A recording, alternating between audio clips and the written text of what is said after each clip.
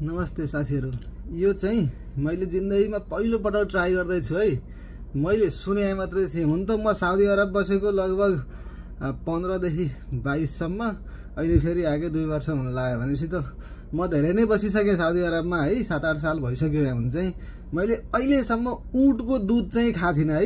मैले अहिलेसम्म आफ्नो हातले मैले यसरी लिएको पनि थिइन ऊँटको दुध। यो चाहिँ हाम्रो यहाँ हामी टन्नै मान्छे छौं यहाँ 100-150 जना बस्छौं। अनि यहाँ हाम्रो यहाँबाट नजिकै चाहिँ ऊँटको फारम हो कि फारम भन्छ कि के भन्छ ऊँटलाई हैन। त्यो ऊँट त एक ठाउँ राखिरहँदैन क्यारे, यहाँबाट त्यहाँ सारिरहने कुरो हो। त्यहाँ नजिकै चाहिँ हाम्रो ऊँट छ यति बेला। अनि हामी चाहिँ हाम्रो यहाँ टन्न खाना हुन्छ। हामी चाहिँ यो एक्स्ट्रा खानाहरू चाहिँ त्यहाँ ऊँटमा काम गर्ने मान्छेहरूलाई चाहिँ दिन्छौँ लिएर गएर। हो त्यति बेला चाहिँ त्यहाँको ऊँटको अहिले बिहान नास्ता पुर्याउन जाँदाखेरि हाम्रो ड्राइभरले चाहिँ यो हामीले त्यो बढी भएको मात्रै होइन कि उनीहरूलाई भनेर पनि बनाउँछौँ अलिकति खाना हैन, थोरै एक्स्ट्रा। अनि त्यो खाना चाहिँ लिएर पुर्याउन जाँदाखेरि भर्खरै दोहोरो यो ऊँटबाट चाहिँ भर्खरै दोहोरो मात्रै लिएर आएको दुध हो यो है। मैले चाहिँ अहिलेसम्म खाएको थिइनँ ऊँटको दुध। अब कस्तो हुन्छ, म यो जिन्दगीमा पहिलो पटक ऊँटको दुध खाँदैछु है साउदी अरबमा।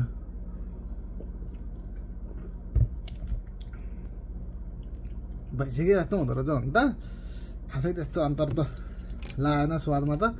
भर्खर मैले कफी खाएर आएर त्यसको स्वाद बिग्रिया हो कि के हो कि पनि फेरि।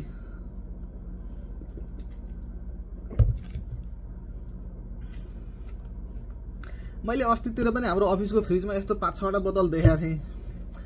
मैले सोधिनँ कसले दुध पिउँदो रहेछ, भैँसी त्यो अरू दुधलाई नै बोतलमा हालेर राखेछ क्यारे भन्ने मात्रै लाग्यो। मैले सोधिनँ थाहा नै पाइनँ। अहिले भर्खर चाहिँ हाम्रो क्याम्बोसले यो भर्खर दोहोरो लिएर आएको चाहिँ ऊँटको दुध हो, यो पी राम्रो हुन्छ भनेर मलाई दियो। अनि मैले अहिले चाहिँ पिउँदैछु। साउदी अरब बसेको 7-8 वर्षको मा यो पहिलो पटक चाहिँ ऊँटको दुध यसरी भर्खर दोहोरो ल्याएको। गाउँमा हुँदाखेरि पहिला सानोमा आमाले भैँसी दुहुँदाखेरि त्यो गिलासमा थापेरै म काँचै दुध पिउँथेँ कि। यो पनि काँचै हो है, केही पनि गरे होइन, दुधलाई तताउने गर्ने केही पनि शुद्ध गर्ने केही गरे होइन। त्यति बेला हामीले त्यो आमाले भैँसी दुहुँदै गर्दाखेरि चाहिँ गिलासमै थापेर दुध पिउँथ्यौँ। अहिले चाहिँ अब यो उसले भाँडै त्यो ताउ केमा दुहुन्छ त्यो बाल्टिनै ल्याउने कुरो त भएन। यो चाहिँ उसले बोतलमा हालेर यसरी मिलाएर ल्याउँदो रहेछ है। मलाई चाहिँ राम्रै लाग्यो। अब त्यो पहिला पनि त्यो काँचो दुध खाइरहेको, पहिला बच्चामा हो पछिसम्म पनि खाइयो काँचो दुध खान चाहिँ।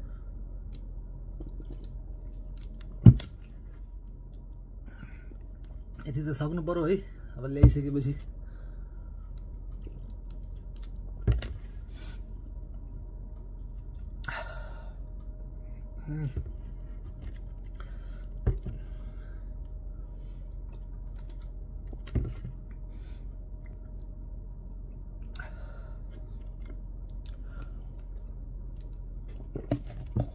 ल मैले जिन्दगीमा पहिलो पटक कति हो यो, कति 330 ml को